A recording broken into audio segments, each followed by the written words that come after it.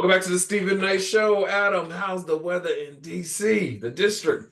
The district. I know it's crazy days in the district right now, but the weather today is actually it was in the 70s, topped Mm, out at 80. We've had a rare cool July to start off with. It's going to be 90 tomorrow, so yeah, we will enjoy it today, but yeah, it's been good.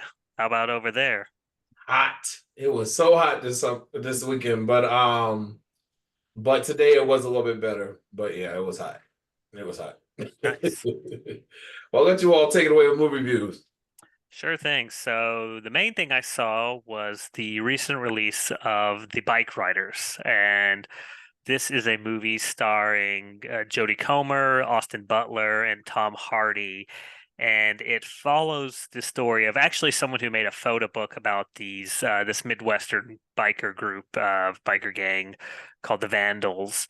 And it follows the story of how they kind of came about and then really what they did over this certain time period. Jodie Comer plays the wife of Austin Butler's character, who's kind of torn between being in this group, but also doing his own thing and what goes along with it. So doesn't sound like a lot because it's more of a slice of life story. It's like, you really get involved in the characters and their stories and who they are, and not really what the end mission is. But it's a really good film that kind of showcases how these things came about and how, when you want to turn over and become something different than what eventually this group and gang grows into, how it's so difficult to do. But it's a good watch. I liked it. For anyone who's kind of a fan of these type of movies. We haven't really seen a biker movie in a while. Probably the last one was the one with Tim Allen and all the old people riding motorcycles. So this is kind of a new, fresh take, I guess, on something we haven't seen in a little bit.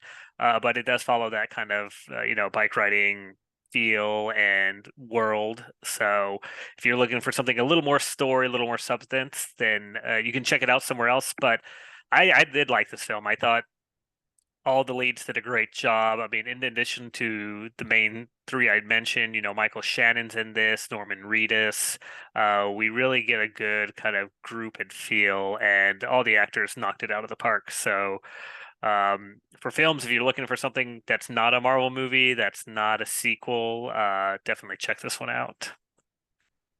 Um, in addition to that, so some new shows have come back. Bear season 3 is out. I started watching a couple episodes of that. All of our favorite characters, our high stress kitchen environment with beautiful looking food is back. And so far it's kept the ante up. A lot of yelling already, a lot of screaming, a lot of anxiety inducing moments. Um, so if you're a fan of the first two seasons, season 3 so far, I've been loving it. And finally, a new one that just came on Netflix. And actually, I never even heard any promotion for this. And I think Netflix does this sometimes where they're releasing a series and you don't hear anything. If it's not a Bridgerton or a Stranger Things, you don't hear much hype about it. But this one is Supercell, and it follows the story of these five Londoners who discovered that they have superpowers and how they have to deal with this organization that's kind of trying to catch them and I assume take them out. I've only seen the beginning, first couple episodes, but um, it's a fun show. So I know some people are tired of the superhero stuff, but this one feels a lot like early Heroes, the TV show, and really a little bit of that Stranger Things mixed in it too with this organization. But I've enjoyed it.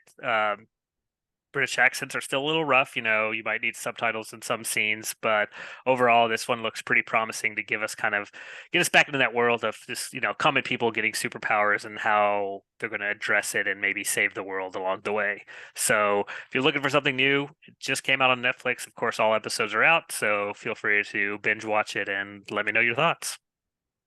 Wow. Okay. So I saw a few films. I'm going to run through them. The first one was I watched I Am Celine Dion, the documentary on Amazon, and it gives a behind the curtain look at her illness in her way of life now, and it starts off like when she was a girl, of course, and she became like a child star in Canada, and the growth from that to becoming this international star and it shows her today and how she's dealing with her affliction. She is diagnosed with stiff person's disease. So pretty much she has pretty much spasms that will take over her whole body. And what I thought was very brave of her, she really allowed the cameras into her life and they actually film her having an attack. And I like my heart goes out to her and her family because in one aspect you see her and you see her in her life and all the decadence in which her talent has afforded her, and you're thinking about her, still being Celine Dion, but the fact that she can't even bring up her powerful notes like she could because she doesn't have the lung capacity anymore. She doesn't have the strength to be able to, sing as powerful as she could.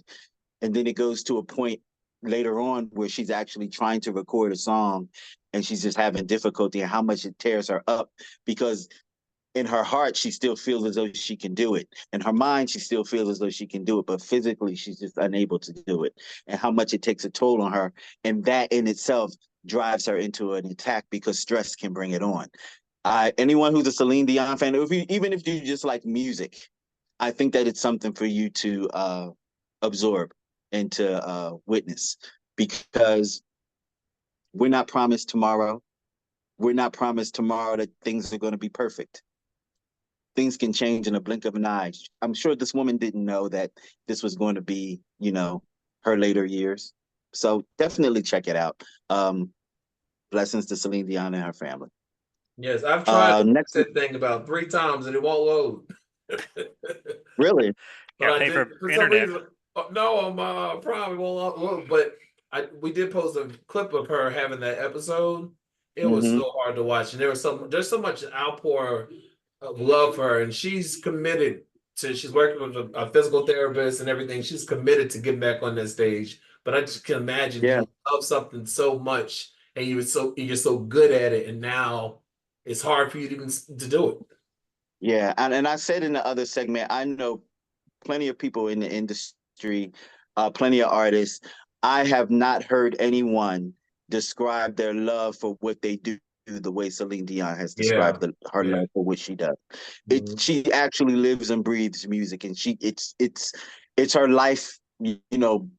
It's her life force to be out there on the stage to sing the way she does. Yeah, So yeah, God bless her. absolutely. Again, keeping sort of with the same theme, I watched a film on HBO called The Great Lillian Hall, which stars Jessica Lange, Kathy Bates, and Jesse Williams and Pierce Brosnan. This is kind of like hitting home because one of my favorite actresses was just diagnosed with Alzheimer's, Jenna Rollins. And if you know any of Jenna Rollins' work, she was in The Notebook. If you know any of her work, she is a consummate actress. She has done great work over the years. And if you know anything about acting, you have to have your memory to be able to do your work. You have to recite those lines.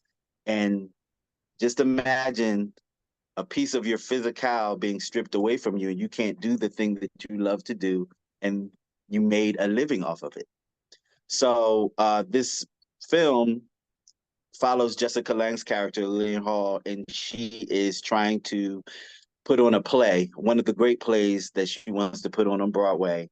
And she has the onset of early dementia.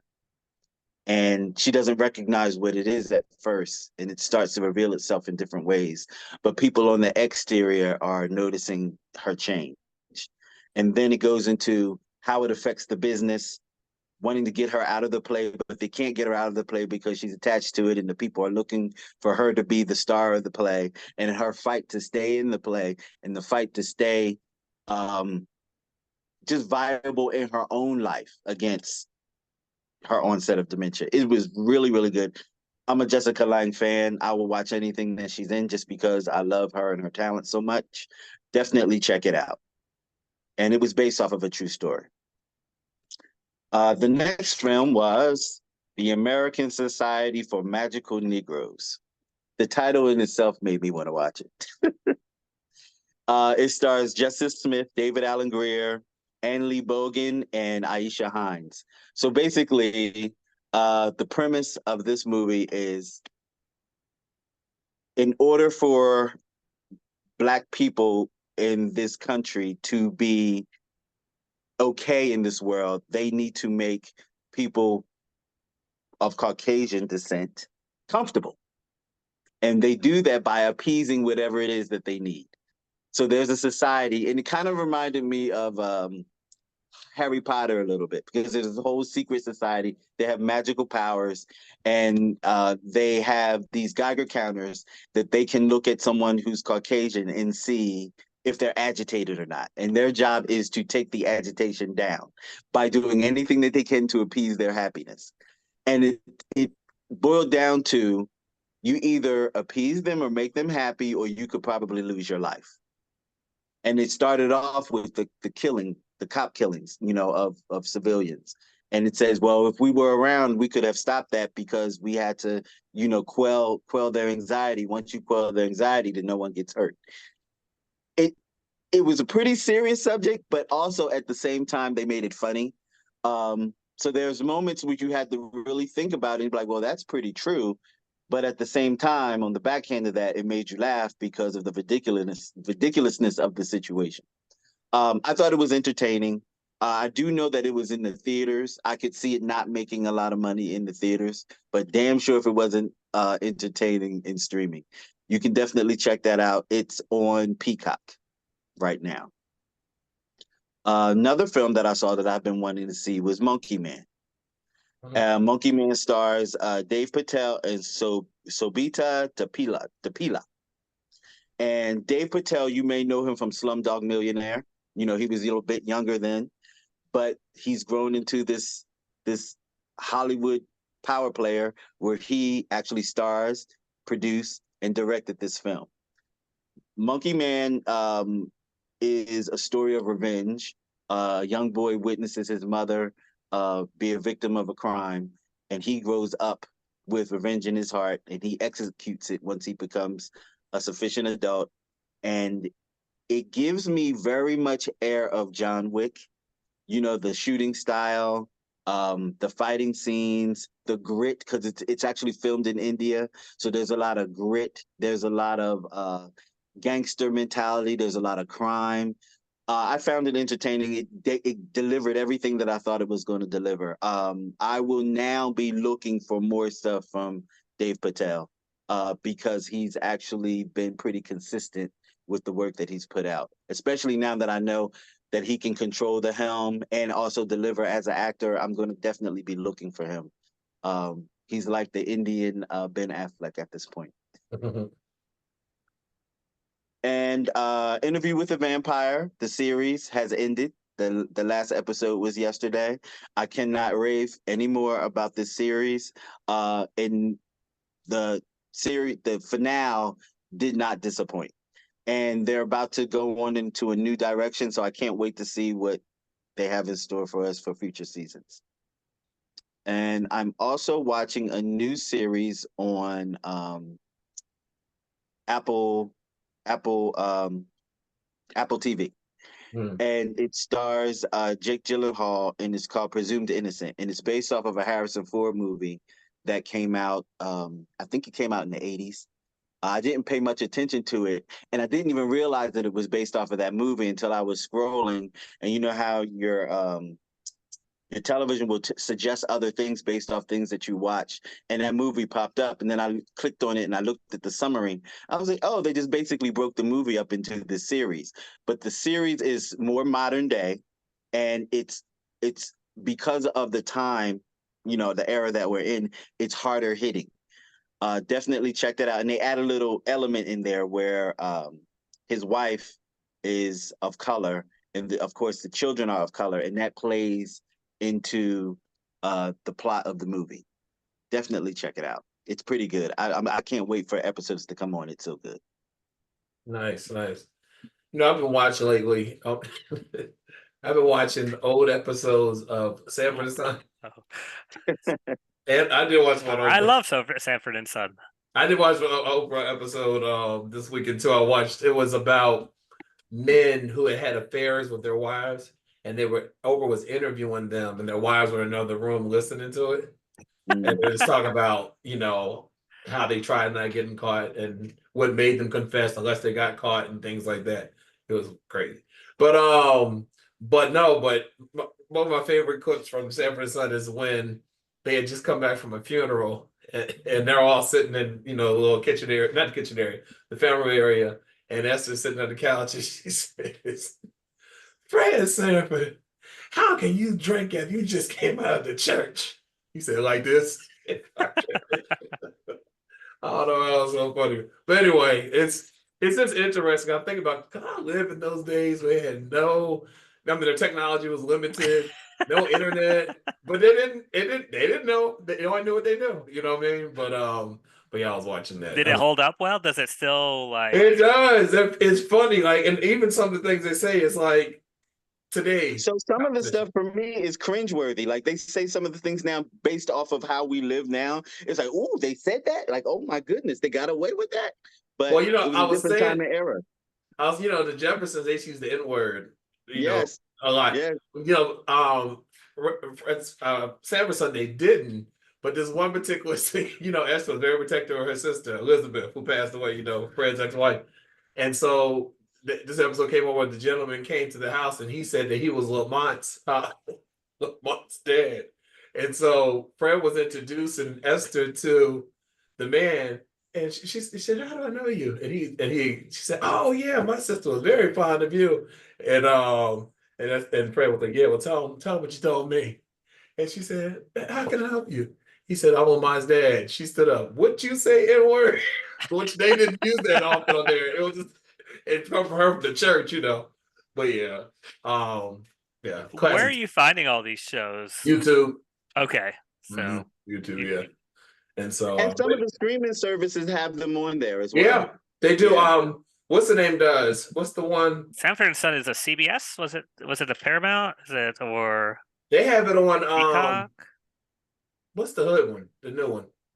Tubi? No. Tubi. Yeah. Oh, They yeah. have Tubi too, yeah. Speaking of Tubi, I've been seeing actual TV ads for Tubi. They are really. I mean, I know Yeah. they just have it's just like a big hodgepodge of everything. They have a but, lot of stuff. They have a lot of the old court TV shows. Yeah, they really. I don't know yeah. their model, but they just buy everything that's available and throw it all in one place. Yeah. Listen, Seems to stick. I am not mad at Tubi. Tubi is the and friend it's free. filmmaker. Thank you, Tubi. Yeah. Yeah. Yeah. Because I thought it was just all those bad movies that you see the clips on, but I didn't realize they had so much other stuff. One of my friends was telling me. Oh yeah. But real quick, I was watching one of the paternity court shows, and this one woman, she was adamant that this man was her child's father, and his girlfriend. They'd been together forever. They had 3 kids, and you could tell he was literally sweating the whole time. So you knew he was guilty. And his girlfriend, she's loud, going on. She's been trying to break up our happy home and all this stuff, right? And she said, "No, I know." She said, because the woman said that she was sleeping around with other men, and she said she only slept around with one other guy, and she knows that's not the father. And he actually came, and so he wasn't the father. And so she said, "Well, I know he's not the father. I know he is the father." She was adamant. "I only slept with 2 people." Well, guess what? He wasn't the father. And she was like, I was like, I knew that. I just knew I was on her side. But he wasn't the father. But anyway, one I was sad. I said, please let that be the father. Let that be the father. And it was. Because you can tell they were invested. But they had both been cheating on each other. Anyway, so yeah, but I can go down a rabbit hole on YouTube. So I can go from yeah, we know what you're doing this summer. Yeah. Exactly. Well, listen, guys, thank you for always for letting us know what to spend our time, money, or whatnot. Have a great summer. We'll see you in September. One note before we leave. Yeah. Please vote. Please vote. Yes. All right. Right back after this.